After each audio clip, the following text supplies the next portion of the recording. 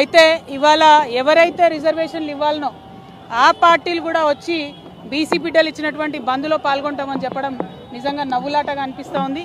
ఇవ్వాల్సినటువంటి భారతీయ జనతా పార్టీ, దొంగ జీవోలు ఇచ్చిన మోసం చేసినటువంటి కాంగ్రెస్ పార్టీ, వీళ్ళు కూడా బంద్లో మేము పాల్గొంటూ ఉన్నామంటే చాలా దారుణంగా ఉంది.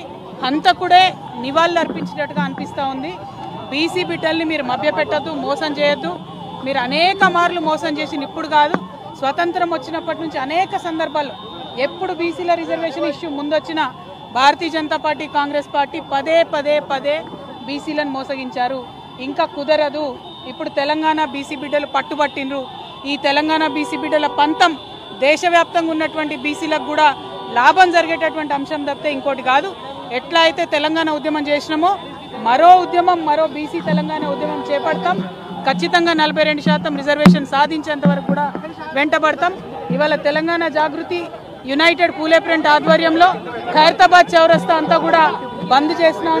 మరి పెద్ద ఎత్తున ఇవాళ బంద్ని జయప్రదం చేయవలసిందిగా ప్రజాస్వామ్యవాదులందరినీ కూడా నేను కోరుతా ఉన్నాను.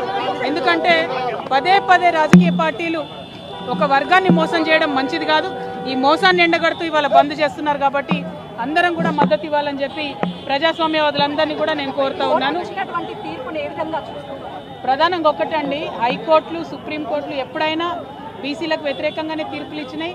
ఎందుకంటే ప్రభుత్వాలు ఆ తీర్పులు అట్లా రాకుండా సాంకేతిక పరమైనటువంటి అంశాల మీద క్లారిటీ ఇవ్వలేదు ఎప్పుడు గవర్నమెంట్.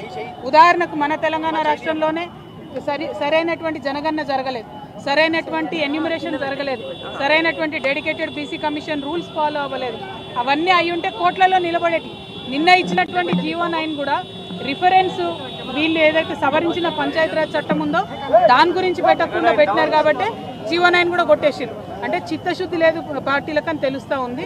కాబట్టి ఒకటే రిక్వెస్ట్ చేస్తున్నాం, కాంగ్రెస్ పార్టీ అయినా భారతీయ జనతా పార్టీ అయినా మీరు బీసీ బిడ్డల్ని మోసం చేయడం, మభ్యపెట్టడం మానేయండి. ఎన్నికలు ఇంకో 5-6 నెలలు కాకపోయినా ఏం ఒరిగేది లేదు, నష్టమేం లేదు.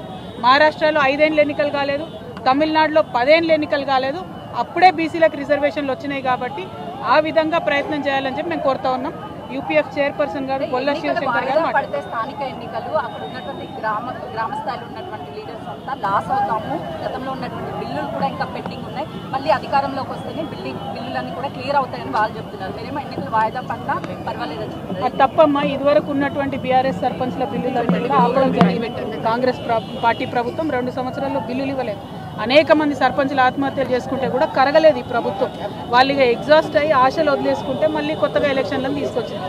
ఇప్పుడు ఆ పాత వాళ్ళు గెలుస్తారా నిలుస్తారా అనేటటువంటిది ఒక ప్రశ్న అయితే, రెండవ ప్రశ్న పదే పదే బీసీలను ఎట్లా మోసం చేస్తారమ్మా? పదే 3 సార్లు బిల్లు పెట్టింది ఈ ప్రభుత్వం.